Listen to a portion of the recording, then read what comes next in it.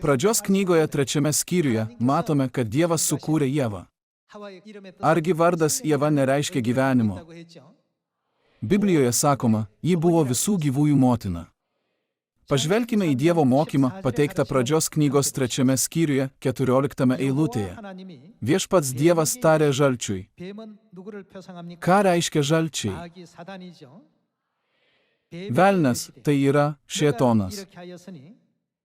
Dievas tarė žalčiui, kadangi tu tai padarei, esi prakeiktas tarp visų gyvulių ir tarp visų žvėrių. Ant pilvo šliaužiasi ir dulkes esi visas savo gyvenimo dienas. Aš sukelsiu. Ką darys Dievas?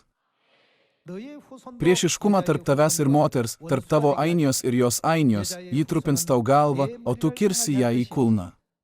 Tai pasakė Dievas. Nuo pat pasaulio sukūrimo šėtonas ir Ieva, vadinama visų gyvųjų motina, buvo vienas kitam priešiški. Argi visame pasaulyje nėra daug religingų žmonių, tokių kaip Biblijos tyrinėtojai ir ekspertai, kurie studijuoja Bibliją?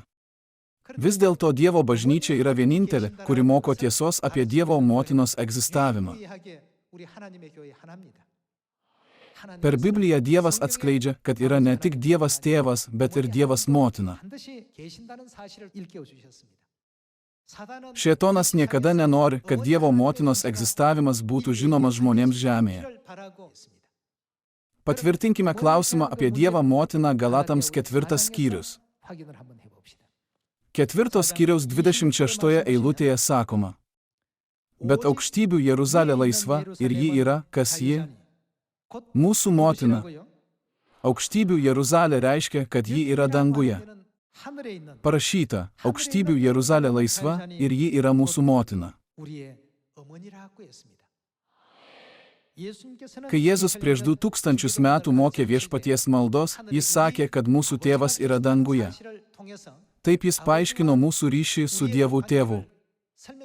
Ne tik yra Dievas tėvas, bet ir Dievas motina. Dievas mus moko to per visų jo sukurtų dalykų pagrindinius principus. Kaip fizinė motina suteikia fizinę gyvybę žemėje, taip dvasinę gyvybę mums suteikia dvasinė motina. Dievo valia turime tikėti, kad Dievas motina taip pat egzistuoja. Tikėkime Dievų tėvų ir Dievų motiną, kad sugrįžtume į savo amžinuosius namus dangaus karalystėje. Labai ačiū.